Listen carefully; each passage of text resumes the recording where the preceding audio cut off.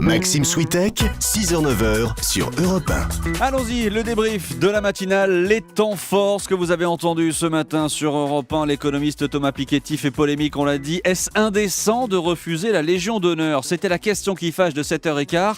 Joseph Spiegel est le maire de Kingersheim dans le Haut-Rhin. L'an dernier, lui aussi avait dit non à cette récompense.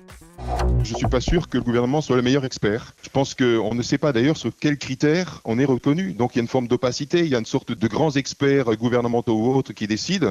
Et je pense d'ailleurs que cette dimension de décision descendante commence vraiment à ne pas être acceptée. C'est bien cette décision un peu compatissante qui fait qu'on choisit quelques-uns, qu'on est dans une société des promus, que ce sont toujours les mêmes qui sont promus, qui peuvent l'être, et ceux qui ne sont jamais reconnus. Je pense que Piketty a raison de dire « Votre Légion d'honneur, j'en ai rien à faire ». C'est un acte de résistance, je trouve ça bien. Un acte de résistance. Va-t-on vers un rapprochement entre les deux Corées ? Hier, Kim Jong-un a ouvert la porte. Le journaliste Pierre-Olivier François était notre invité dans Europe 1, vous répond à 6h45. Il s'est rendu 5 fois en Corée du Nord. Une réunification est encore loin, mais les plus réticents ne sont pas forcément là où l'on croit. Au sud, les gens sont plus hésitants. Ils se disent ça va nous coûter très cher si on se réunifie, donc on va y aller avec modération, surtout les jeunes qui eux n'ont jamais connu de Corée réunifiée. Très cher parce que ce serait un processus comme en Allemagne, Allemagne de l'Ouest, Allemagne de l'Est. En sachant que le Nord est plus grand et plus pauvre que l'Allemagne de l'Est l'était par rapport à l'Allemagne de l'Ouest. Donc il faut imaginer autre chose que le système allemand. Le système allemand, c'était quand même aussi que l'Allemagne de l'Est s'était effondrée. Jusqu'ici, la Corée du Nord s'est pas effondrée. Attention aux tablettes électroniques avant de vous coucher. À 7h30, nous vous avons parlé de cette étude américaine. Les liseuses ont des conséquences négatives sur votre sommeil. C'est désormais prouvé.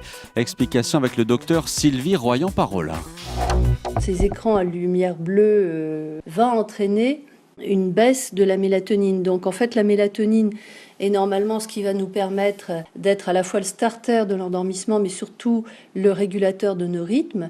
Et là, du coup, elle est reportée, la sécrétion est reportée plus loin, donc on s'endort plus tard. Plus on est proche de l'œil, plus l'effet va être important. Et ce sujet vous a fait réagir ce matin, notamment au 3921, mais aussi sur europe1.fr.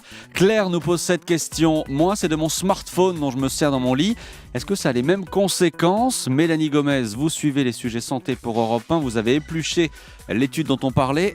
Que répondez-vous à Claire ? Alors, non seulement la réponse est oui, mais en plus, lire sur un smartphone, ça peut même avoir des conséquences encore plus néfastes sur notre sommeil qu'une liseuse électronique ou un iPad, par exemple, parce que sur un téléphone, en fait, l'écran est encore plus petit. Et donc, le problème, c'est que pour lire dessus un livre, il faut forcément le positionner encore plus proche de nos yeux qu'une tablette. Donc, résultat, la lumière bleue qu'il diffuse, celle qui, justement, perturbe notre cerveau et notre sommeil, est ressentie encore plus intensément par notre rétine. Et donc, on risque encore plus la nuit blanche qu'avec une liseuse électronique. Merci beaucoup, Mélanie Gomez. J'ai encore une question pour vous. La galette, frangipane, pomme ?